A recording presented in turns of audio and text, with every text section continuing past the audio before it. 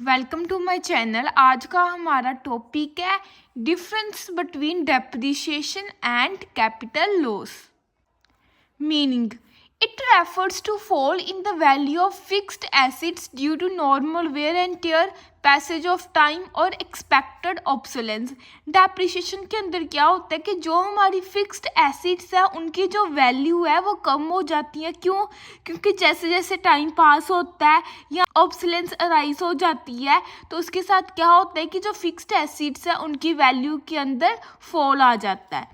It refers to loss in the value of fixed assets due to unforeseen obsolescence, natural calamities, theft, accident, etc. और capital loss के अंदर क्या हो जाता है कि फिक्स्ड एसेट्स के अंदर हमें नुकसान हो जाता है, हमारी जो कैपिटल है वो पूरी तरह ख़त्म हो जाती है। क्यों? क्योंकि कोई नेचुरल क्लैमिटीज़ अराइज हो जाती है, उनके कारण यहाँ चोरी हो जाती है, कोई एक्सीडेंट हो जाता है, आग लग जाती है, जिसके कारण क्या है कि जो फिक्स्ड एसिड्स हैं वो पूरी तरह ख़त्म हो जाती हैं, डिस्ट्रॉय हो जाती हैं, जिसके कारण क्या होता है कि हमें कैपिटल लॉस होता है।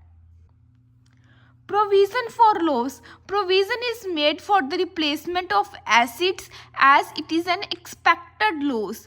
डेप्रिसिएशन हमारा एक एक्सपेक्टेड लॉस होता है क्योंकि हमें पता होता है कि 2 साल बाद इस एसिड्स की वैल्यू कम होगी। क्यों ऐसा होता है कि 2 साल बाद कोई न्यू मशीन आ जाएगी तो उसकी मार्केटिंग इंक्रीज़ होगी, जो पुरानी मशीन है उसकी मार्केटिंग कम हो जाती है, इसलिए उसकी वैल्यू के अंदर फॉल आ जाता है, उसकी वैल्यू डेप्रिशिएट हो जाती है, इसलिए हम उसकी प्रोविज़न पहले से ही क्रिएट करके रखते हैं। No such provision is made in case of capital loss as it is an unexpected loss. और कैपिटल लॉस के अंदर हम किसी भी तरह की प्रोविज़न नहीं बनाते। क्यों? क्योंकि हमें पता ही नहीं होता कि हमें कौन सी एसिड का लॉस होना है, किस एसिड्स के लिए हमें प्रोविज़न करनी चाहिए। क्यों? क्योंकि हमें पता ही नहीं होता। कैपिटल लॉस हमारा एक अनएक्सपेक्टेड लॉस होता है। Production process, it does not hamper the production process. Depreciation के कारण जो हमारा प्रोडक्शन प्रोसेस है उसके ऊपर कोई अफेक्ट नहीं पड़ता। क्यों? क्योंकि एसिड काम कर रही होती है, सिर्फ उसकी वैल्यू के अंदर डेप्रिशिएट होता है, उसकी सिर्फ वैल्यू डेप्रिशिएट होती है, हम उस एसिड को यूज़ कर सकते हैं, इसलिए उसके साथ हमारा जो प्रोडक्शन प्रोसेस है उसके ऊपर कोई भी अफेक्ट नहीं पड़ता।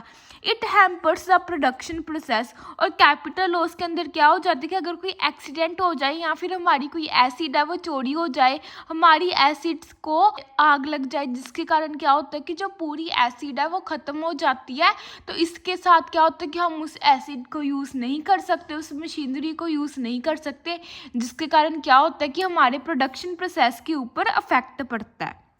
Loss, it is N expected loss. Depreciation हमारा एक एक्सपेक्टेड लॉस होता है क्योंकि हमें पता होता है कि इस एसिड की वैल्यू 2 साल 5 साल बाद खुद डेप्रिशिएट हो जाएगी।